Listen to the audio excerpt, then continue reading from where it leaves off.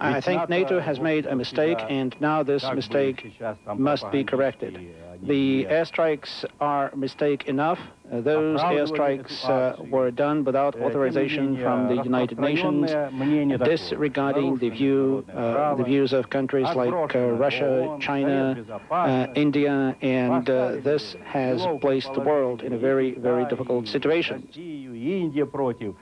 I also believe that this would be an occasion in which it would be useful to involve the Russians in the future of Kosovo and give them some role in the political and security organization of Kosovo to avoid NATO being caught between all these passionate parties whose quarrels will not end.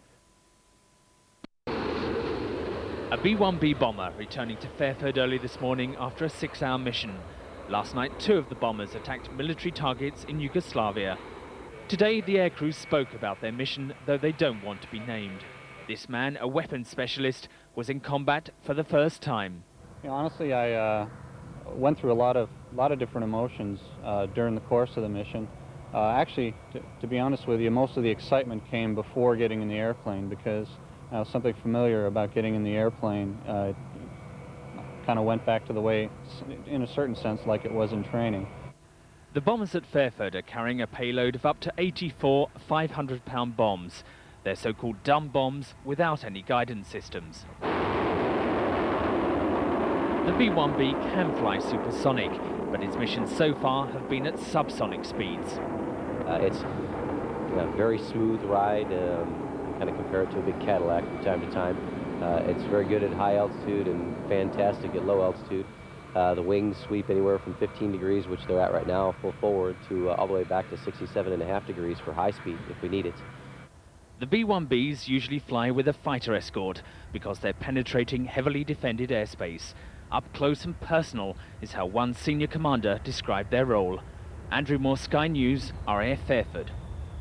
To NATO have started ferrying up military food rations here. The Italian army put up a tent city, and things they hope will slowly get better for these people. But what we're hearing from these people who are being deported en masse are continued terrible stories of their journey out of Kosovo. Not only do they keep telling us that they're being forced out at gunpoint, but we talked to many, many people who told us that they are being beaten and robbed of their money. Women to the Milosevic armor units in Kosovo. But NATO has slowly begun to back away from the idea that its troops could only enter Kosovo under the terms of the Rambouillet Agreement. It now says a permissive environment could be created for NATO peacekeepers by the bombing campaign, and that could result in NATO forces escorting refugees back to their homes. I think that the forces that we've gathered to our peacekeeping forces that are await in Macedonia were always planned to make sure that the Kosovo Albanians could live in peace and harmony. Meanwhile, video released by NATO shows that one of the U.S. Air Force's newest standoff weapons, the AGM-130, is being used to lower the risk to pilots. The missile is guided from miles away by a weapons officer in the back seat of an F-15E, who sees the missile's approach on a TV screen in the cockpit until the explosion destroys the miniature camera. The 2,000-pound rocket-boosted bomb was used for the first time in Iraq, but the Pentagon refused to release video like this, claiming it would give away the weapon's capabilities. Clear. Field commanders have called for them, and America is complying, sending in the air cavalry. 24 Apache helicopter gunships, manned by 2,000 troops, will take the war to a new and riskier stage. They fly low, their cannon and missiles can do serious damage to Serb forces, but they're vulnerable to counterattack. NATO is not saying when they'll arrive. B-1 bombers returned safely from a grueling 6-hour mission attacking Yugoslav targets. For one weapons specialist, it was his first taste of combat. You know, honestly, I went through a lot of different emotions during the course of the mission. Actually, to be honest with you, most of the excitement came before getting in the airplane. The Allies are resorting to cluster bombs and a wider range of targets. Last night, NATO struck targets throughout Serbia and Kosovo, including bridges, fuel depots, communication centres and army headquarters. These were all military and military-related facilities that were judged critical targets to our overall campaign effectiveness. Politicians say there's no wavering over strategy. All my contacts with every alliance member, there is determined unity in order to make sure that Milosevic cannot continue this. 3 American soldiers captured by Serbian forces are not to be put on trial. In a surprise turn, a Serbian minister said the men would be freed when the NATO bombing stops. That won't be for a while. 13 additional stealth fighters arrived in Germany, bringing to 24 the number taking part in Allied attacks. And from the Adriatic, the USS Nicholson launched 11 cruise missiles against the Serbs.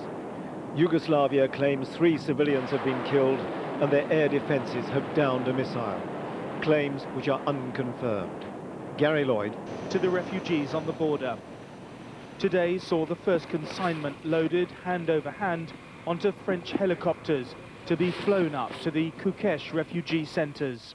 We just arrived this morning and prepared transportation from different material, humanitarian and food for Kukesh near the frontier. We travelled with that first convoy of 3 helicopters. Although the amount of desperately needed relief supplies they can carry is severely limited, it is for now by far the fastest method of travel. The alternative is a torturous 10-hour drive over rugged terrain. The landing site was deliberately chosen to be some distance from the refugees. The fear was the sight of food being unloaded could have sparked a riot. I know that it's not so much by helicopter, you know, less than truck, but truck is so long, you know, then we have to bring very quickly to the border to assist people in emergency. Armed French troops stood by to maintain order as curious Albanian villagers looked on. Further food shipments will follow in the coming days, and 6,000 more military personnel are due to be drafted in. This is just the start of the airborne aid operation. The first opening moves in what will very quickly need to become a multinational, multi-million-pound mission. And amid this, the Overseas Development Secretary Claire Short arrived in Tirana to assess to what extent Britain will be involved. We need to get all the refugees properly cared for, properly fed and properly protected so the military can do their job, turn back the aggression, and then we'll be able to help them to go home and resettle. The Albanian authorities are present, but in reality they will by and large take a back seat in their own country. For just as the scale of the refugee crisis threatens to overwhelm them, so too the scale of the humanitarian relief effort required will also be beyond the capacity of Europe's poorest nation on its own. 24 Apache attack helicopters and 2,000 soldiers will be sent to the Albanian border with Kosovo to aid in the air war. As more relief supplies head for the region, the U.S. announces it will give temporary refuge to 20,000 refugees.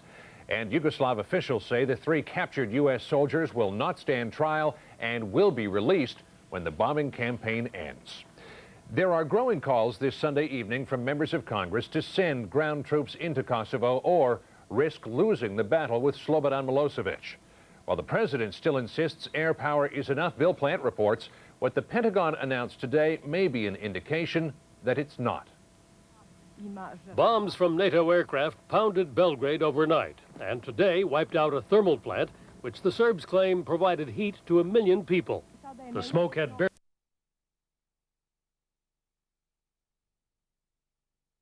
Apache helicopter gunships and 2,000 support troops to the Albania-Kosovo border. The obvious question you all will have is, isn't this a step toward the employment of ground troops in Kosovo? And the answer is absolutely not. This is pure and simple an expansion of the air operation. But support for the low-altitude gunships would seem to go well beyond that. It includes a battalion of rocket-launched artillery, 14 Bradley fighting vehicles, and a wide variety of anti-tank weapons.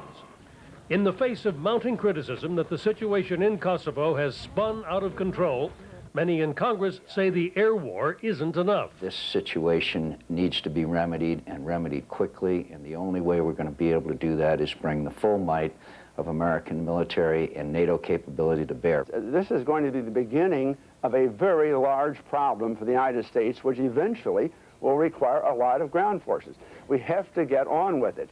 But despite today's announcements, the administration remains adamant that no ground invasion force is in. 55,000 ready-to-eat meals left Dover Air Force Base this afternoon, bound for Albania. It is the second such shipment in as many days. Randall Pinkston in Albania was there when the first one arrived earlier today. On Easter Sunday, in answer to Albania's prayers for Kosovo refugees, a U.S. Air Force C-17 cargo jet with 79,000 pounds of food and water sat down at Tirana Airport. The first new American military presence on the ground in the Balkans since NATO began bombing Yugoslavia.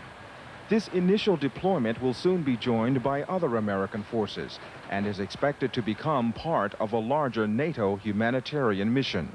We're very happy to be able to come here today to bring with us these much-needed supplies. It's just the beginning.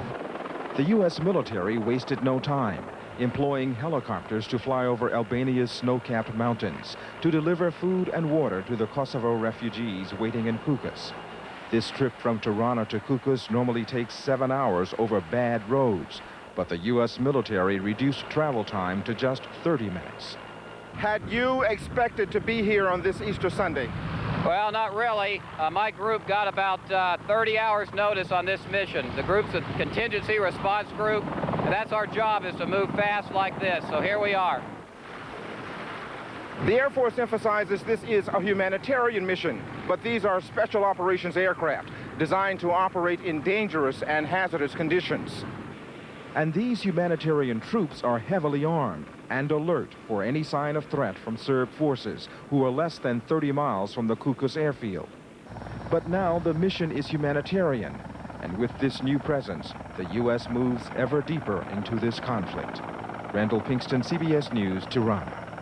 When it comes on NATO's plans for the coordinated use of these new weapons.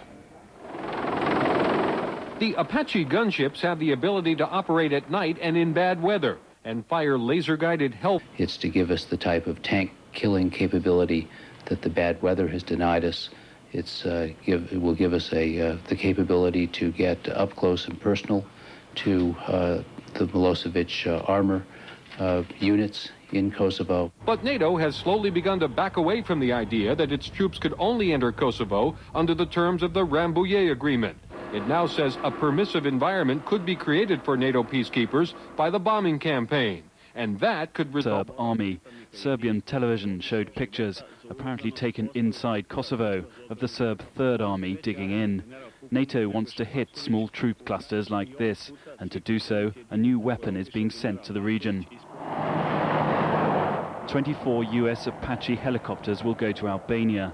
These can operate in all weathers, and with their Hellfire missiles, are specifically designed to attack ground troops and tanks. Their involvement, together with 2,000 support troops, is a clear escalation of NATO firepower. The persistent question NATO is being asked is whether, perhaps without admitting it, it's getting closer to sending ground troops into Kosovo. Absolutely not. This is pure and simple an expansion of the air operation. It's to give us the type of tank-killing capability that the bad weather has denied us. The goal is getting that food, water and medicine to the refugees on the border. Today saw the first consignment loaded hand over hand onto French helicopters to be flown up to the Kukës refugee centres. We just arrived this morning and prepared transportation from different material, humanitarian and food for Kukës near the frontier. We travelled with that first convoy of 3 helicopters. Although the amount of desperately needed relief supplies they can carry is severely limited, it is for now by far the fastest method of travel. The alternative is a torturous 10-hour drive over rugged terrain. The landing site was deliberately chosen to be some distance from the refugees. The fear was the sight of food being unloaded could have sparked a riot. I know that it's not so much by helicopter, you know, less than truck, but truck it's so long, you know, then we have to bring very quickly to the border to assist people in emergency. Armed French troops stood by to maintain order as curious Albanian villagers looked on. Further food shipments will follow in the coming days, and 6,000 more military personnel are due to be drafted in. This is just the start of the airborne aid operation. The first opening moves in what will very quickly need to become a multinational, multi-million-pound mission. And amid this, the Overseas Development Secretary Claire Short arrived in Tirana to assess to what extent Britain will be involved. We need to get all the refugees properly cared for, properly fed and properly protected so the military can do their job, turn back the aggression, and then we'll be able to help them to go home and resettle. The Albanian authorities are present, but in reality they will by and large take a back seat in their own country. For just as the scale of the refugee crisis threatens to overwhelm them, so too the scale of the humanitarian relief effort required will also be beyond the capacity of Europe's poorest nation on its own. James Forlong, Sky News, Albania. Be responsible for a series of massacres. Now, Kosovar Albanian sources say Arkan has been spotted in Pristina. British Foreign Secretary Robin Cook has said Arkan's men have been incorporated into the Yugoslav army. During the breakup of Yugoslavia in the early 90s, Arkan and his followers were in Kosovo. He's suspected of being instrumental in the suppression of the ethnic Albanian population at that time. Of this activity. The first image, which I am able to release to you, showed us Serbian armor that was working in and around the village. This is identified by the circles on the left side and the bottom of the screen. On the right of the screen, you can see the consequences of the security force action, with civilians and vehicles assembled in a holding area, presumably awaiting transportation to the border. Our second shot showed that the civilians had disappeared, and later, a final image clearly showed that the village had been set on fire. This was harrowing evidence of how these Serbian military units are being employed to force villagers from their homes. Turning to our air operations, an improvement in the weather enabled us to make full use of all our assets.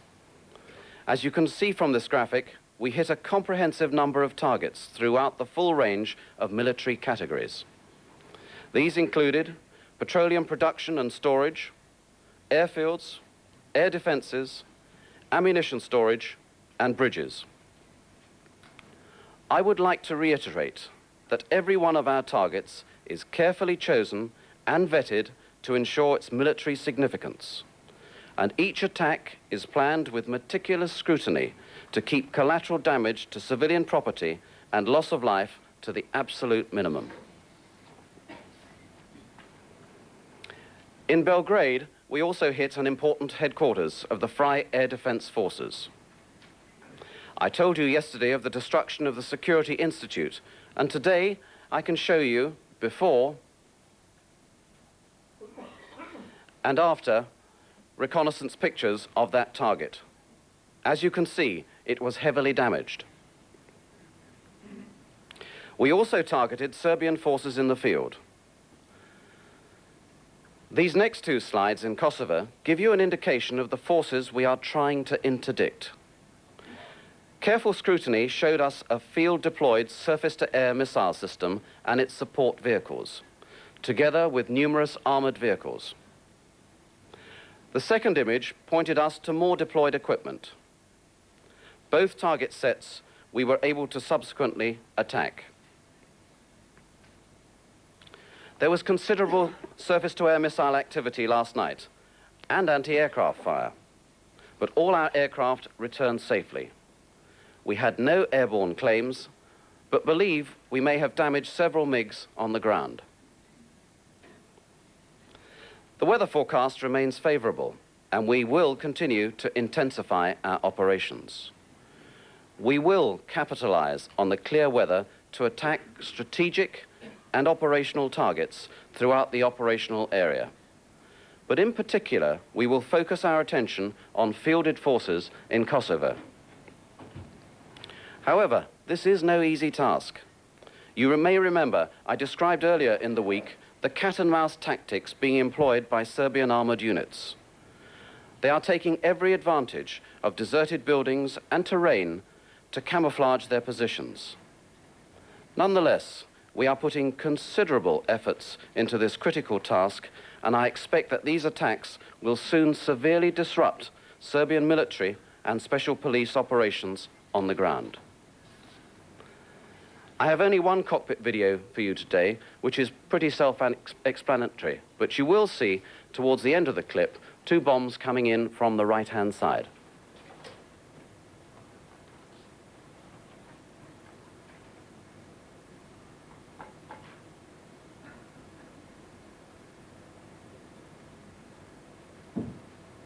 Let's watch coming in from 3 o'clock.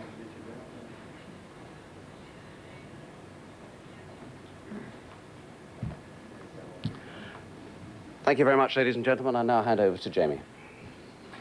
Will be based in Albania. That means about 2,000 American troops will have to go with them, both to protect them, maintain them, keep them operating. And the hope is that that will make a big difference to the ground war in Kosovo. The problem, though, is... ...of Belgrade. Among the targets hit, according to Serbian media, was the headquarters of the Yugoslav Air Force. State media reported a rail line south of Belgrade was also hit, as well as army barracks in the town of Raska. Smoldering fires could also be seen about 60 kilometers south of Belgrade in the town of Nis, where a tobacco factory was hit. Serb media says bombs also damaged a nearby hospital and a daycare center. Worked through the night, traveling from one location to another.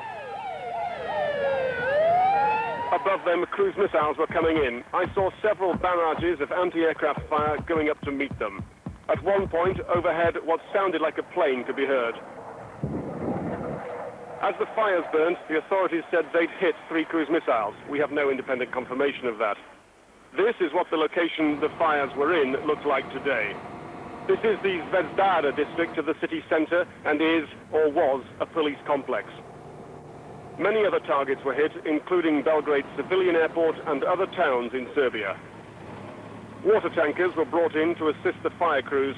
At this rate, the authorities will eventually run low on water as well as fuel. Tim Marshall, Sky News, Belgrade. The arrival of 24 Apache helicopters over the next few days will see a dramatic shift in the conflict. Although the Americans and NATO have insisted this is not a step towards the deployment of ground troops in Kosovo, it will mean 2,000 soldiers on the ground in Albania. The very way Apache helicopters operate, flying close to their targets, makes them much more vulnerable to counterattack than cruise missiles launched from bases hundreds of miles away. The British Prime Minister, writing in the Sun newspaper today, again reiterated his opposition to ground forces. There is no question of NATO ground forces being sent in, he said, unless it is to police an agreed political settlement. But there is an appetite amongst certain sections of the military, including those with experience of the region, that ground troops are the only solution. There is only one way you can possibly stop, or try to stop, because it's impossible to stop completely. Ethnic cleansing by small groups of men who knock on doors and drag families out and butcher them or send them on the way while they burn their house, or both. And that is to actually have soldiers